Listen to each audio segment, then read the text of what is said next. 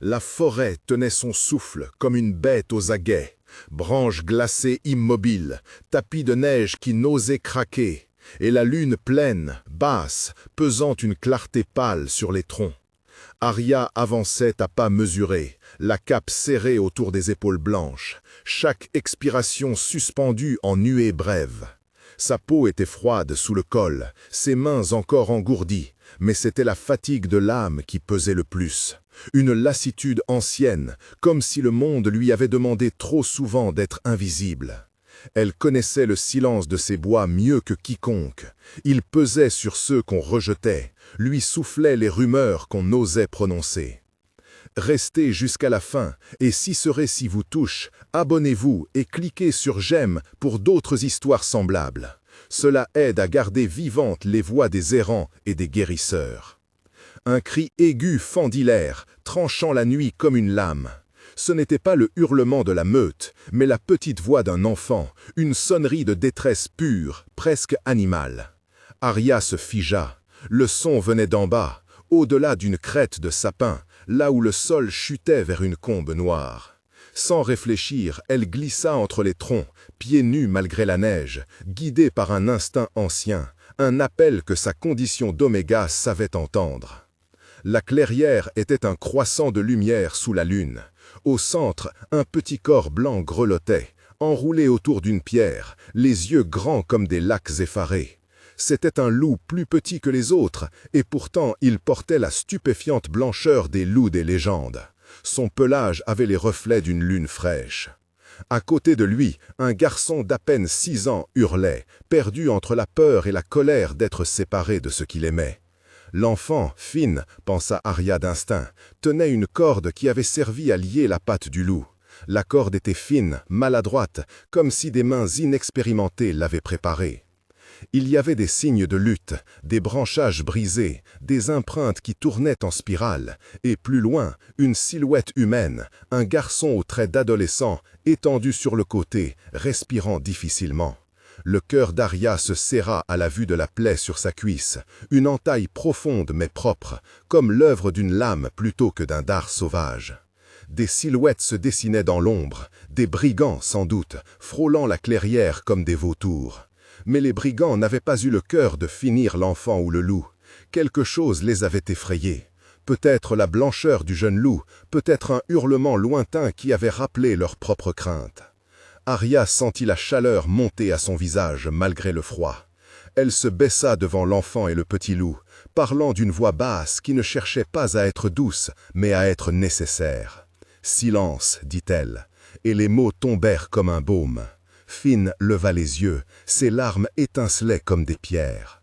La main maigre qui tenait la corde tremblait, et le loup, malgré la peur, posa doucement sa tête sur les genoux du garçon. Arya posa la paume sur la fourrure froide, ressentit le rythme affolé du cœur sous la peau, et quelque chose vibra en elle, une résonance aiguë, comme un fil de laine que l'on tend et qui répond. Le life waver n'était pas un mot qu'elle utilisait souvent.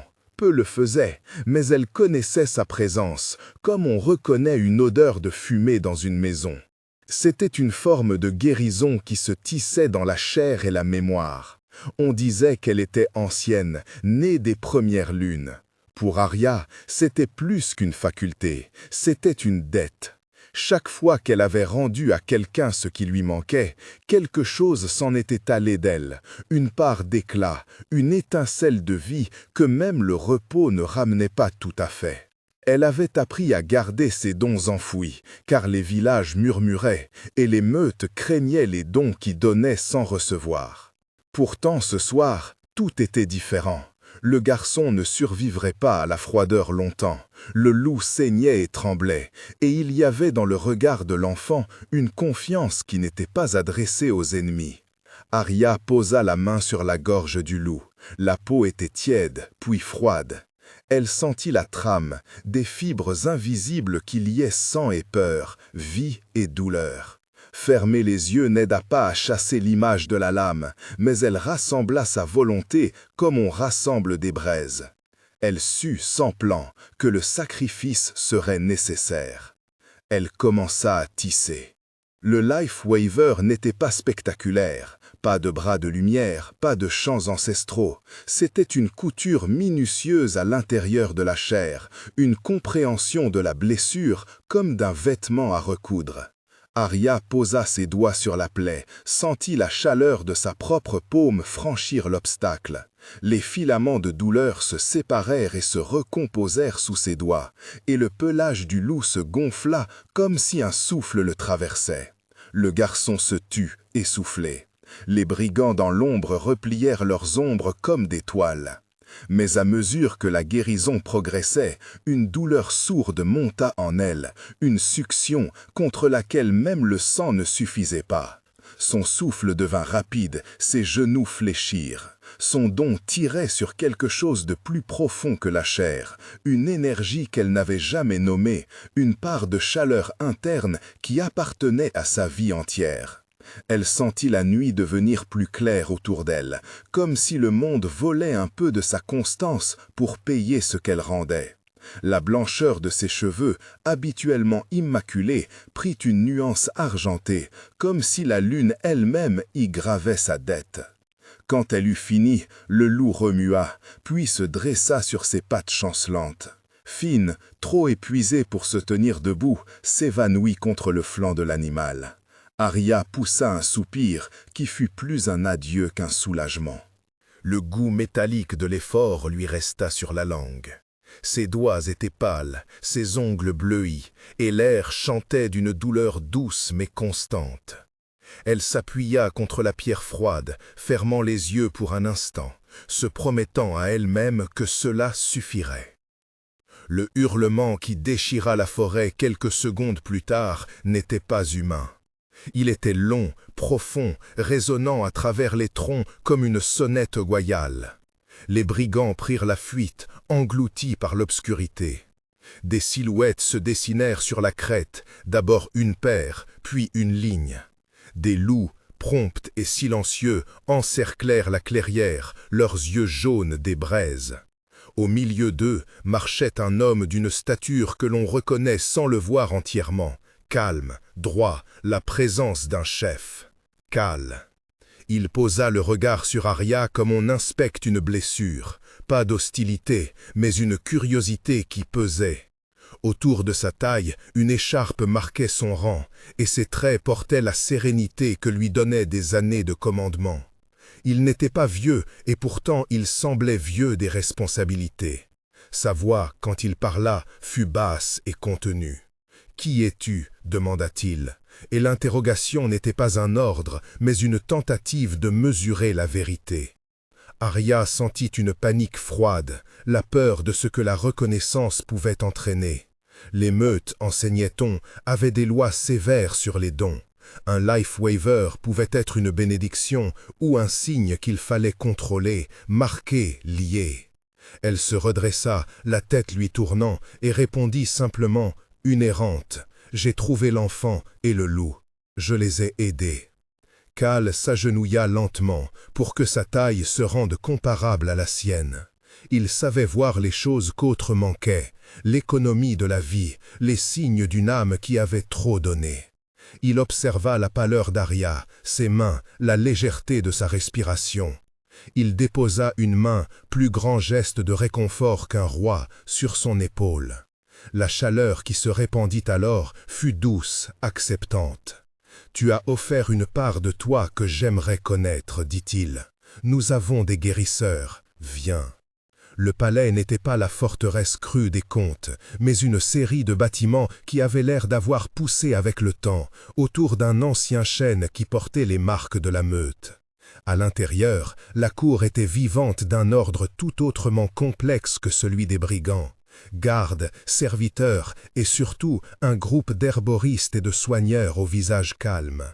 Parmi eux se tenait Vera, une femme aux mains larges et aux yeux plus clairs que la plupart. Elle l'examina avec un professionnalisme chat, posa des questions nettes, prit des notes mentales. « Life Waver » murmure-t-elle, plus pour elle que pour les autres. Rare et coûteux. Elle a besoin de repos et d'un traitement lent. Les corps draps sociaux de ce qui venait de se passer se mirent en branle comme des vagues sur une étendue d'eau. Des messagers partirent aux avant-postes, des loups royaux montaient des tours, et le nom du petit loup blanc courut comme une flamme. Bientôt, des conseillers vinrent à Kaël avec des titres murmurés, héritiers, symboliques de pureté, chance de renouveau. Le regard de Kaël, pourtant, revenait sans cesse à Arya, à la façon dont elle s'était tenue, à la fatigue effacée de son visage. Il commença à percevoir ce que d'autres craignaient, que la vie et la légitimité n'étaient pas seulement des questions de sang, mais d'actes. Dans les jours qui suivirent, tandis qu'Arya reposait dans une chambre aux rideaux lourds, le palais devint un lieu d'apprentissage autant que de convalescence. Vera enseigna les limites du don, comment ne pas le laisser consumer l'âme, comment le rendre précis, comment le partager sans tout perdre. Elle parla aussi des textes anciens, des rituels qui décrivaient le Life Weaver comme une tresse entre donneur et receveur, et jamais comme un acte solitaire. Kaël observait ces leçons non pas comme un maître froid, mais comme un homme qui cherchait à réparer une dette sociale. Finn, lui, était inséparable du loup blanc qu'on apprit à nommer Luminin. L'enfant semblait trop jeune pour comprendre la portée de ce qui lui avait été donné. Il savait seulement qu'une femme aux cheveux paille l'avait sauvé et qu'il l'aimait sans question. Parfois, dans la nuit, on surprenait leurs pas se confondant, l'enfant courant à travers les couloirs, le loup trottant à côté, et Arya qui souriait, fragile comme une fenêtre qui s'ouvre. Ces moments, brefs, furent le ciment entre eux. Il l'aimait sans prétention, et l'amour, ici, fit plus que guérir des chairs, il répara des identités.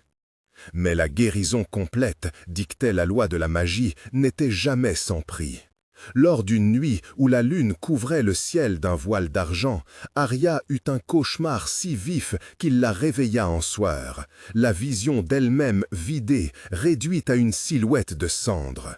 Vera se réveilla à son appel et posa contre sa gorge une décoction d'herbes et de mots. « Le Life Weaver t'a donné la force d'un don rare, dit Vera sans détour. Mais il y a une dette, tu peux l'apaiser, la retarder ou la transformer. »« Transformer comment ?» demanda Arya, la voix sèche. Vera regarda par la fenêtre la cour où Finn dormait paisiblement. « Par un lien. » Les anciens parlent d'un tissage qui ne s'arrête pas aux soins d'un seul corps. Quand un Life Weaver lie son don à une meute, à un sang, il peut devenir un héritage plutôt qu'un pillage. Mais cela demande consentement, reconnaissance et un changement dans la manière dont les autres te voient. Les mots roulaient comme des pierres dans l'esprit d'Arya. Consentement, reconnaissance, changement. Des mots qui jusqu'alors n'avaient jamais été pour elle. Elle n'était pas née sous les bancs du pouvoir. Elle était née dans des marges et des regards qui évitaient. Pourtant, l'idée s'ancra comme une graine, que son don, si on le tressait à autre chose que sa propre vie, pourrait devenir le lien qui la rachèterait aux yeux d'une société qui l'avait rejetée.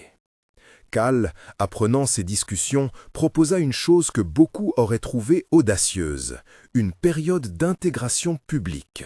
« Montre-toi, dit-il, laisse ceux qui craignent te voir t'appliquer, te réparer, que la meute comprenne ce que signifie le tissage que tu offres. » Il ne s'agissait pas d'un spectacle, c'était un acte politique et spirituel.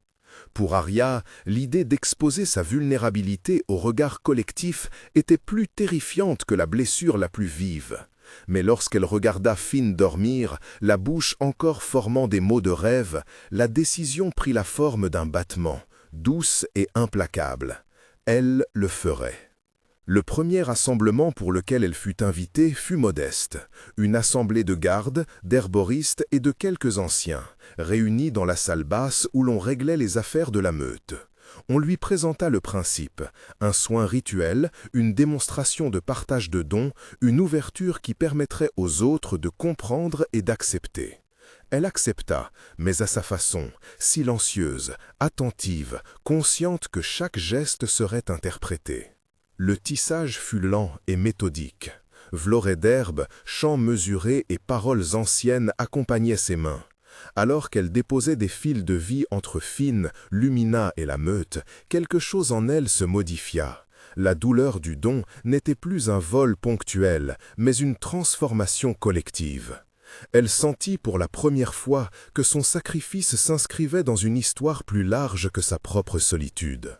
Les visages autour d'elle changeaient, des yeux autrefois méfiants s'adoucissaient, des respirations se calmaient. Cal, à ses côtés, posa une main sur la pierre du seuil, comme pour ancrer le moment. Dans les jours qui suivirent, des nouvelles commencèrent à voyager dans les vallées voisines. Des meutes qui autrefois les évitaient envoyaient des émissaires curieux. On parlait d'une jeune Oméga qui avait lié son don à l'héritier. Certains murmuraient de crainte, d'autres, plus rares, chuchotaient des bénédictions. Le royaume, si longtemps figé dans ses propres hiérarchies, sentit les maillons bouger. Les mots sacrifice et légitimité commencèrent à se tordre ensemble dans des conversations au coin des foyers. Pour Arya, la reconnaissance publique n'était pas un apaisement total de la douleur. La magie avait pris ce qu'elle devait et s'était installée dans l'équilibre communautaire. Mais il y avait, désormais, quelque chose d'irréversible. Son acte a changé la trajectoire de la maison royale et peut-être du royaume entier. Pourtant, elle n'était pas encore acceptée comme une des leurs. Les jours d'hostilité ne disparaissaient pas d'un coup. Il y eut des nuits où des regards évoquaient la vieille suspicion, des messes basses dans les couloirs, des enfants qui pointaient du doigt. Arya apprit à répondre non pas à l'indifférence par la fierté, mais par la constance. Elle soignait, enseignait des gestes minutieux aux apprentis, partageait ce qu'elle savait du Life Weaver, et, progressivement, les mains qui autrefois la repoussaient cherchaient ses doigts pour apprendre. Finn, quant à lui, devenait un fil d'or entre les êtres. Il grandissait sous l'œil doux de Cal et sous la vigilance tendre d'Arya. Leur trio formait une étrange mais apaisante harmonie, l'enfant, l'alpha et l'oméga liés par un événement qui avait commencé dans le froid. La meute, qui avait senti la nouveauté comme une brise d'été, commença à chanter des histoires autour de l'acte. Et quelque part, dans les couloirs feutrés du palais, une question d'un autre ordre se posa chez Cal. Son regard vers Arya s'étoffait, mêlant admiration et une affection qu'il n'avait pas prévu d'éprouver. L'amour, dans ces terres, n'était pas une flèche aveugle, mais un tissage patient. Pour Arya, les émotions se révélèrent lentement, comme des racines qui poussent sous la neige.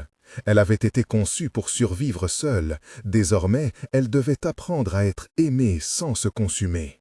Cal ne força jamais la marche. Il la précédait parfois, lui laissant de l'espace, puis revenait avec des gestes qui n'avaient rien d'un décret royal. Un bol de soupe posé devant elle, un manteau tendu, une phrase murmurée qui disait « Tu n'es pas seul ».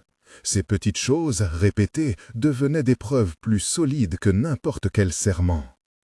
Un soir, alors que la lune était taillée comme une faucille, Finn disparut. La panique éclata comme un coup de tonnerre. Un enfant perdu est une faille dans la cuirasse du monde. Les gardes fouillèrent, les loups se lancèrent et Arya sentit son cœur se contracter. Elle suivit la piste du petit, ses sens aiguisés plus utiles que n'importe quel ordre. Sa main trouva des empreintes mêlées, petites chaussures, pattes, et au bout de la trace, dans une clairière où la neige avait été piétinée, Finn se tenait face à l'humain, l'échine droite comme une flamme. Il n'était pas seul. Une créature à moitié humaine, mi-ombre, avait été repoussée par le loup, et le regard de Finn était fier, presque héroïque. Quand il vit Arya, il courut vers elle, comme si la peur et la fierté s'étaient soudainement dissous. Après cette nuit, quelque chose de plus intime se noua. Cal cherchait les moments pour parler à Arya, non pour régler des lois, mais pour partager des silences. Il expliqua ce qu'il voyait du monde et comment le geste d'Arya avait été, à ses yeux, un acte de royauté morale. « Tu as sauvé ce qui est plus grand que toi, dit une fois, regardant la cime éneigée des arbres. Et en le faisant, tu as changé la manière dont nous devons penser le pouvoir. » Et la manière dont nous devons penser le pouvoir. Et Henri l'a repris au ton radical, emphatique, donnant à sa parole une puissance vaste, une vérité fondamentale. La jeune Oméga, qui avait commencé sa route dans la crainte et la stigmatisation, trouvait peu à peu sa place, non pas en se substituant aux autres, mais en tissant avec les autres. Les nuits où Finn dormait entre eux, où Lumine gardait la porte, où la lune supervisait les conversations, Arya se rendait compte que son sacrifice initial avait été la première maille d'un tissu plus vaste. Le royaume, affecté dans sa chair et dans son nom, changeait une coutume à la fois. La rumeur se répandra au-delà des frontières, une meute qui avait intégré une Oméga guérisseur, un roi capable d'entendre les voix des marginaux, un héritier qui portait la marque blanche du changement. L'histoire naissante d'Arya ne resta pas une curiosité. Elle devint modèle à discuter dans les foyers, dans les écoles d'herboristes et dans les champs où l'on filait la laine. Les anciennes lois se mirent à vaciller, non sous la violence d'un décret, mais par la persistance d'un geste sauvé et d'un amour choisi. Cependant, la paix ainsi conquise n'était pas l'ultime page.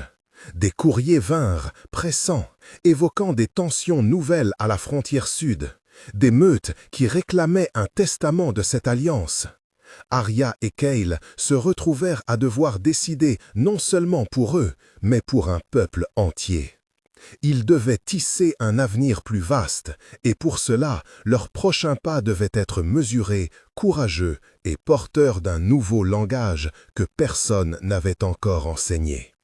Et tandis que l'hiver cédait à un printemps timide, la jeune Oméga se tenait au balcon du palais, la main posée sur la rambarde froide.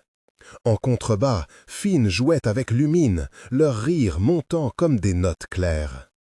La lune, qui avait présidé son premier sacrifice, pendait encore dans le ciel comme une complice distante.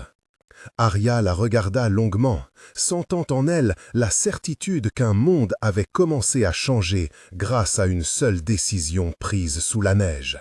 Elle sourit, non parce que tout était achevé, mais parce qu'enfin elle appartenait à quelque chose qui lui ressemblait. Le sentier devant eux restait plein d'obstacles et de promesses. Ils iraient ensemble, pas à pas, apprenant à tresser le don en héritage.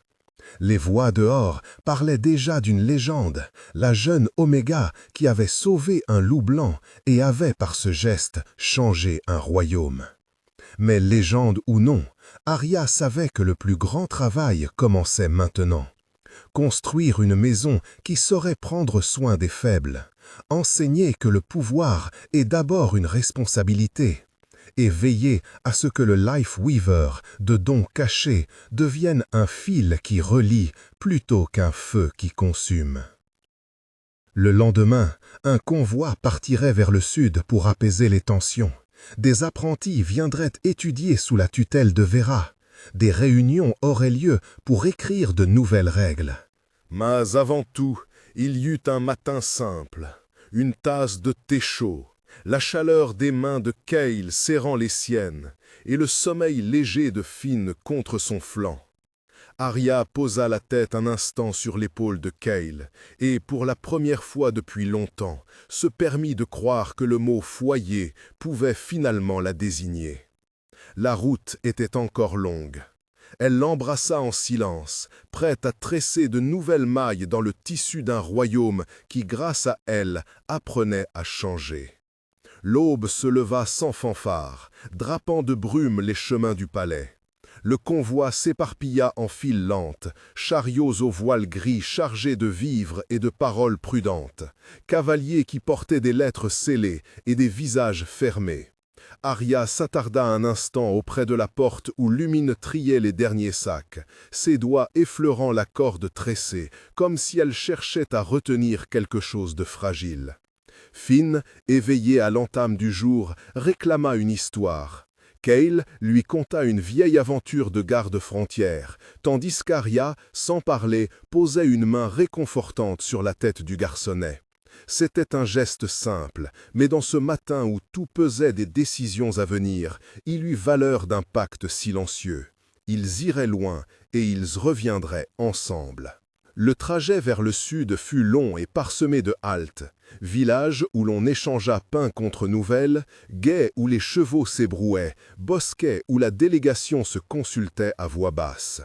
Les messagers de Cale s'accordaient sur des points de langage, assurances, gestes symboliques, invitations à une assemblée, tandis que Vera préparait, dans une tente fleurie d'herbes, les apprentis qui devaient rester au palais. Arya prit à cœur cette mission de transmission.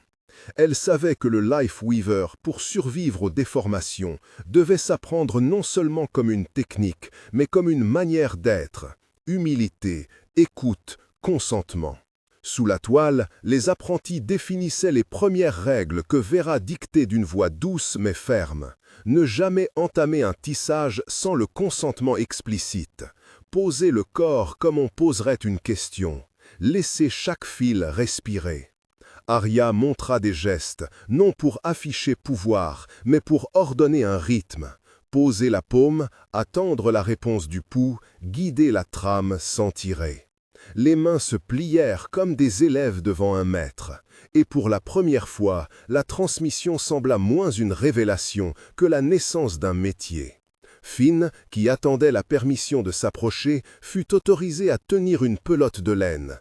On lui confia la tâche humble de remonter la lumière dans les fibres, et il le fit avec la concentration d'un petit artisan. Vera sourit, et dans ce sourire, Arya trouva la confirmation qu'un don peut devenir culture. Mais au-delà des tentes, la diplomatie exigeait gestes plus rudes. Le Sud n'était pas homogène. Les meutes qui y vivaient portaient cicatrices anciennes et fiertés à vif. Les messagers envoyés en amont furent accueillis tantôt avec des coupes d'hydromel, tantôt avec des portes closes. On leur parla de frontières à revoir, de gibier partagé, de traditions menacées. Puis vint la missive qui pesait comme une pierre. Le chef de la meute de Meret demandait une audience et proposait un test, un rituel d'ancienne loi qui, selon lui, permettrait de sceller la confiance ou d'exposer la supercherie. Cal reçut la lettre sans livrer ses pensées. Lorsqu'il la posa devant Arya, elle comprit la nature de ce que l'on attendait d'eux. Le test n'était pas une simple épreuve, c'était une scène publique où se mesurerait non seulement la véracité du Life Weaver, mais aussi la capacité d'Arya à ne pas devenir un objet de peur. On lui proposait d'agir devant une assemblée de chefs, d'anciens et de loups venus de plusieurs vallées. Si elle échouait, les conséquences pourraient être plus que politiques. Elle toucherait aux vies, aux réputations, à la fragile paix qu'ils avaient tissée.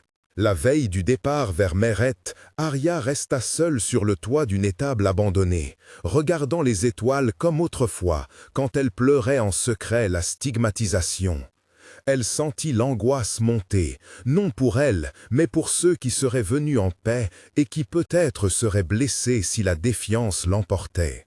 Elle pensa aux apprentis, à Vera, à Finn, qui croyaient que les histoires finissaient toujours bien. Elle pensa aux meutes du Sud et à leurs plaies que le temps n'avait pas refermées. Sa main chercha la marque blanche sur sa peau, et la marque, froide et rassurante, lui répondit comme une promesse. « Tu n'es pas seul dans ce geste. » Le jour de l'audience, le camp de Meret s'étendait comme une ville de bois et de fumée. Des bannières noires et ocres claquaient au vent, et autour d'un grand foyer, les anciens siégeaient sur des troncs taillés. Le chef de la meute, un grand homme au visage balafré nommé Soren, porta sur Arya un regard équivoque. La colère et la curiosité s'y battaient encore. À ses côtés, d'autres chefs observaient, certains avec prudence, d'autres avec un mépris ancien. Cal parla le premier, non pour convaincre de la magie d'Arya, mais pour rappeler les avantages visibles, la remise en ordre des routes, l'échange de vivres, la clémence envers les voyageurs.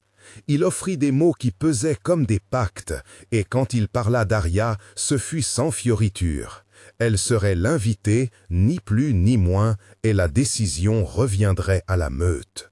On leur proposa de recevoir une preuve, un service rendu pour juger de la nature du gift. Plusieurs options furent avancées: soigner un blessé, purifier une source, ranimer une bête faible. Soren insista sur le rituel ancien. L'acte devait se faire au milieu de l'assemblée, car la vérité se révèle à la face des hommes et des loups. Arya ressentit le piège. Faire un acte destiné à convaincre était déjà accepté qu'on l'instrumentalise.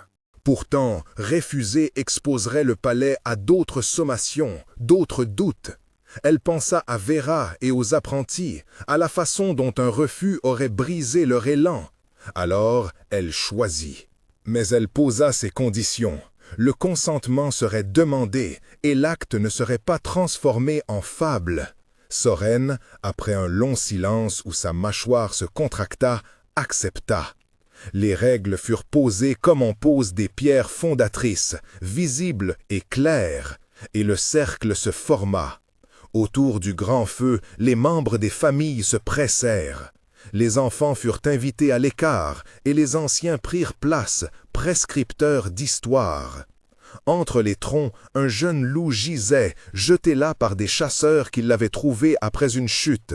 Sa respiration était faible, ses yeux embués d'une douleur que les hommes avaient peu voulu contempler.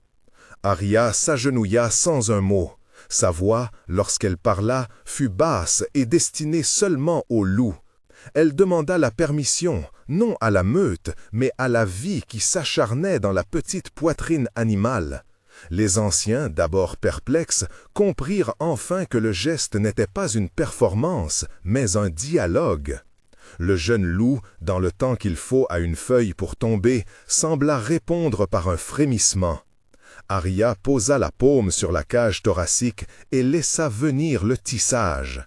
Elle n'attira pas de lumière ostentatoire, elle opéra comme une couturière qui recoud une déchirure, des fils ténus de chaleur, des nœuds de calme, des mailles d'air. Elle offrit respiration, puis douleur qui se dissipe, et finalement un battement plus assuré. Les murmures parcoururent le cercle comme une brume. Certains yeux s'embuèrent, d'autres restèrent durs. Soren observa avec un mélange d'incrédulité et d'orgueil. Quand le jeune loup ouvrit les yeux et se redressa, la meute retint son souffle. Il se leva, chancelant d'abord, puis trouva une cadence, et enfin bondit, non plus comme un estropié, mais comme un être rendu à sa route. Le silence qui suivit fut dense et plein d'une vérité qui ne s'explique pas toujours. Pour certains, ce fut preuve suffisante. D'anciens ennemis parlèrent de pactes nouveaux. D'autres, plus méfiants, attribuèrent le prodige à habileté, au hasard, à une ruse dont on ne parlait que pour ne pas perdre la face. Mais, dans les voix, un changement se dessina. Moins de certitudes absolues, plus d'espace pour l'écoute. Soren se leva, et ce fut un geste qui ressemblait à une capitulation contenue. Il proposa une trêve de saison, des échanges réguliers et, à la surprise d'Arya, demanda que l'on envoie au palais 2 apprentis du Sud pour apprendre l'art de la trame. C'était un pas timide, mais c'était un pas. Arya sentit une fatigue profonde la traverser, comme après un long hiver. Sa victoire n'était pas totale, elle n'avait pas conquis tous les cœurs, ni rallumé toutes les braises d'une haine ancestrale. Mais elle avait planté une balise dans la nuit, la possibilité qu'un don serve de pont plutôt que d'arme. Lorsqu'on la remercia, ce ne fut pas l'ovation des héros, mais de petites mains qui la touchèrent avec gratitude et peur mêlées. Finn, cachée derrière Khal, la regarda avec des yeux qui disaient sa confiance intacte. Vera, arrivée à ses côtés depuis le palais avec les 2 apprentis du Sud, posa une main solide sur son épaule et, sans mots, transmit la certitude que l'école commencerait bientôt. Le retour vers le palais se fit dans un silence chargé d'une nouvelle densité. Les bannières semblaient plus souples, la route moins abrupte. À la veillée, autour d'un feu modeste, Arya écrivit pour elle-même les premières règles qu'elle voulait voir gravées dans le cœur de ceux qui apprendraient le Life Weaver. Servir la vie, exiger le consentement, ne jamais tisser pour contrôler. Elle les dicta plus tard à Vera, qui les transforma en exercices pratiques, en paroles à murmurer pour garder l'âme droite. Cal, aux aguets comme toujours, travaillait déjà sur les accords à sceller par parchemin et parole, veillant à ce que les mots juridiques ne suffisent pas sans artisanat moral. Mais le tissage du monde est une œuvre inachevée. De nouvelles missives plus lointaines parleraient de vents contraires, des meutes aux costumes plus durs qui entendront la nouvelle et se dresseront, des hommes qui voudront instrumentaliser Arya pour leur propre conflit. Pour l'heure, la maison du palais s'ouvrit à d'autres voix, les apprentis arrivèrent et le mot foyer grandit d'un étage. Dans la chambre où Finn dormait, Arya passa une main sur la tête du garçon, puis, sans bruit, se leva. Dehors, la lune, complice et distante, rallumait ses fils argentés dans le ciel. Elle pensait au chemin qui restait à faire, à l'enseignement des jeunes, aux rencontres à venir, à l'épreuve inévitable des cœurs. Et, pour la première fois en longtemps, cette route ne la terrifiait plus. Elle était prête à tresser, encore et encore. Et la nuit, sans éclat de victoire, apporta avec elle un repos mérité, tandis que des voix lointaines préparaient d'ores et déjà la prochaine trame. L'aube vint, pâle et attentive, et glissa par les meurtrières du palais comme une main qui tâterait une couture. Arya se leva sans bruit, Finn dormit encore, les traits adoucis par le repos. Elle alluma une lampe d'huile, rassembla ses parchemins et les exercices que Vera avait déjà mis en ordre. Les apprentis du Sud attendaient dans la cour, nerveux et fiers, leurs manteaux de laine serrés contre le matin qui mordait. Cal parcourut les accords une dernière fois et Vera alla devant eux comme une gardienne de seuil. Arya commença par ce qu'elle jugeait essentiel, parler du don comme d'un service et non d'un pouvoir. Elle guida leur respiration, leur demanda de poser la main sur la terre, de sentir la patience qui monte des racines.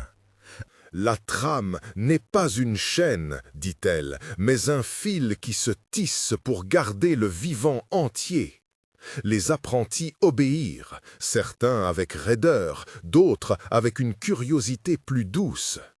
Elle leur enseigna les nœuds du consentement.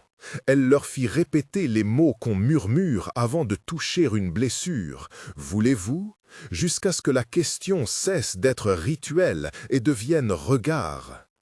Le premier exercice fut modeste, recoudre une plume détachée sur l'aile d'un corbeau apprivoisé. Les doigts tremblants tressèrent des fils d'air et d'écorce. La plume se remit droit, puis frissonna au vent. Un apprenti eut les larmes aux yeux, tandis qu'un autre serrait la mâchoire, luttant contre l'évidence que l'art demandait douceur plus que force. Parmi les spectateurs, des membres de la meute souriaient à contre-cœur. Soren, observant du haut d'un bastion, garda son masque, mais ses épaules se firent moins raides.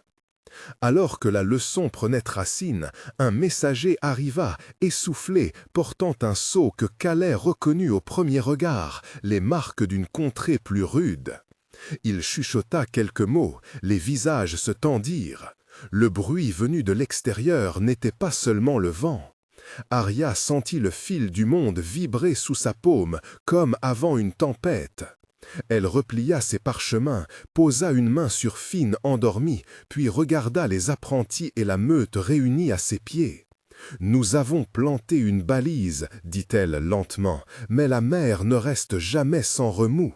Nous apprendrons à tresser dans la paix, et nous apprendrons à tenir nos fils quand la houle viendra. » Ces mots furent à la fois promesse et préparation. Dehors, le jour se durcit en diagnostic. Quelques routes lointaines apportaient déjà d'autres voix. Elle se redressa, prête à aller au-devant de ce qui venait, sachant que chaque trame future demanderait autant de soin que de courage. Le sceau portait en relief sombre un loup aux yeux vifs planté sur une colonne brisée. Calais plia la missive avec des doigts qui ne tremblaient pas. Les plis avaient la même dureté que la voix qu'il réservait aux décisions. Il lut à voix basse, puis éleva le ton pour que tous entendent sans que le messager ait à répéter. « Aux tisserands de la maison d'argent, dit-il, au nom du Conseil des hautes routes, la cité frontière de Var est à l'agonie. Nous avons entendu parler de l'art qui recouvre les vivants. Nous demandons qu'on nous prête Ariatal à titre de conseil et de secours pour la durée nécessaire à remettre nos portes et nos bêtes en état. À défaut d'un accord, nous nous verrons forcés de la réclamer par droit de guerre. » Un grognement parcourut la cour. Les apprentis se raidissaient. Certains cherchaient du regard Vera comme pour y trouver un point d'appui. Soren, sur la muraille, plissa les yeux et serra le pommeau de la lance contre sa cuisse. Fine, que Calais avait déposée à l'écart pour le préserver, remua en dormant. Une mèche d'enfant tomba sur son front, et Arya la repoussa de la paume comme pour apaiser une peur muette. « Il parle en termes de dette et de force, » observa Vera, la voix claire malgré l'âge. « Ils confondent secours et servitude. » « Et ils ne viennent pas seuls, » ajouta Soren. « Var se nourrit des misères des autres. Il prend ce qu'il juge utile et baptise sa prise d'un nom honorable. Je les ai vus couper des mains de ceux qui résistent. Il nomme cela justice. » Arya gardait le silence. Sa main effleurait, sans qu'on l'entende, le tissu qui ornait son poignet. Une bande tressée de fils d'osier et d'herbes sèches, cadeau d'une femme dont elle avait recousu le cœur brisé. Les paroles avaient le poids des réalités. Pourtant, rien dans son cœur n'avait changé. Le don n'était pas à vendre, pas plus qu'il n'était à donner comme paiement. Il était un service, et un service se rendait avec la liberté de ceux qu'on aidait. Que propose-t-il en échange ? Demanda-t-elle, d'une voix qui ne trahissait ni colère ni peur. Calais froissa le bord de la lettre. Ils offrent des vivres, des chevaux, la promesse d'un traité de non-agression. Mais surtout, ils exigent la présence d'Arya, sous escorte du Conseil, jusqu'à ce que leurs murs tiennent. C'est un emprunt de présence, pas seulement d'art. Un silence passa, lourd comme un fil tendu. Arya pensa au nœud du consentement, aux mots qu'elle avait fait répéter jusqu'à ce qu'ils deviennent regards.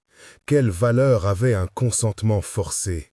Quelle main restait libre lorsque la peur dictait le choix? « Nous ne sommes pas une caisse d'appoint, » dit-elle enfin. « Nous ne prêtons pas ce qui fait qu'un peuple reste entier. Le don qui répare ne peut être utile que si celui qu'on soigne accepte d'être touché. Si Var souhaite secours, qu'ils envoient des guérisseurs de leur confiance et qu'ils apprennent à regarder la vie comme nous la regardons. Si c'est la muraille qu'ils craignent, qu'ils apprennent à tenir des pierres plutôt qu'à tenir des gens. » Des murmures parcoururent la cour. Certains applaudissaient intérieurement sa fermeté. D'autres voyaient là une provocation qu'ils n'avaient pas les moyens d'assumer.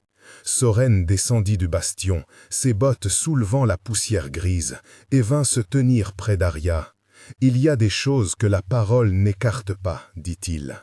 Si l'on refuse, les hommes de Var peuvent convoquer l'âme et réclamer par la force. Ils voient un trésor et non une femme qui tisse. Alors nous devons être prêts, dit Vera, prêts à montrer qu'un fil peut arrêter une lame, qu'un peuple uni tient mieux qu'une garde. Enseignons aux apprentis non seulement à tresser les plumes, mais à tresser des liens. Si l'on vient frapper, qu'on trouve ici des bras pour relever et non des femmes à livrer. » Calais hocha la tête. Sa prudence prenait la forme de contrat et d'alignement. « Je proposerai un échange. J'irai à Var comme émissaire, accompagné de 2 gardes de la meute et d'un parchemin de garantie que nous restons neutres. Nous leur offrirons des leçons en technique de soins et une aide de première urgence. 3 semaines au plus. Si, au terme, il respecte la liberté d'Arya. Si le conseil de Var refuse, nous fermerons la maison et nous nous retrancherons jusqu'à ce qu'ils retirent leur demande. La voix de Khal portait la logique d'un homme qui voulait peser chaque mot avant qu'il ne devienne fer. Mais Soren fronça les sourcils. « Et si le conseil n'est pas le vrai maître ?» demanda-t-il. « Si ce sont des simples seigneurs de brigade qui tirent les ficelles ?»« Alors nous n'avons pas d'autre choix que d'aller voir, » répondit Arya. « Mais je n'irai pas sous escorte qui me lie. J'irai en paix, avec des paroles claires et des tissages de secours. Et si la main qui me tend l'offre est celle d'un maître, je refuserai. Et si l'on me retient, alors ils retiendront aussi ce qu'ils croient gagner, un peuple qui défend sa maison et refuse de céder ce qui le rend humain. » Elle parlait comme on énonce une vérité évidente. Dans ces mots, il y eut une douceur qui n'exclusait rien de la gravité. Les apprentis la regardèrent, et dans leurs yeux, l'un ou l'autre comprit enfin que l'art exigeait non seulement habileté, mais courage. Les préparatifs furent faits avec la lenteur ordonnée d'un métier sérieux. Vera choisit les parchemins, carnet d'exercice, formule de consentement, liste de plantes pour apaiser la peur. Elle y joignit rubans et aiguilles et quelques flacons d'huile. Khal réunit des scellés. Il écrivit la promesse de neutralité qu'il offrirait au magistrat de Var. Soren prit sur lui de former une escorte, mais pas pour enchaîner, pour protéger la caravane de ceux qui ne comprendront pas le prix du refus. Il choisit hommes au visage marqué, mais au regard honnête, et demanda qu'on les avertisse. Si on vous donne l'ordre d'entraver la liberté d'une personne, refusez. Les paroles furent reçues, parfois avec surprise, parfois avec un soupçon d'incrédulité. Mais la maison d'argent avait son propre code. Finn, éveillé pour l'occasion, vint à la porte tandis qu'on chargeait des sacs. Il tenait entre ses mains un petit morceau de fil doré, cadeau d'un apprenti qu'il connaissait. Arya s'agenouilla et leva la main pour que le garçon lui mette le fil dans la paume. Il hésita, puis, à sa façon d'enfant, murmura « Mais tu rentreras ?» Arya sourit et posa sa tête contre la sienne. « Je reviendrai. » Elle ne savait pas si c'était une promesse absolue, mais elle savait que partir pour tenir un dialogue était mieux que se préparer à la guerre sans avoir tenté la parole. « Et si le chemin est long, je t'apprendrai à tresser comme je l'ai appris, avec patience et avec consentement. » Le départ eut la solennité d'un rituel. La caravane quitta la cour au crépuscule, non comme une fuite, mais comme une marche mesurée. Les apprentis formèrent une haie, leurs mains étaient sales des fils et des plumes. Vera resta en arrière, tenant la lampe qui éclairait la porte. Calais partit dernier, une lettre scellée au creux de sa ceinture comme un talisman contre l'imprévu. Soren monta à la tête, ferme comme une balise.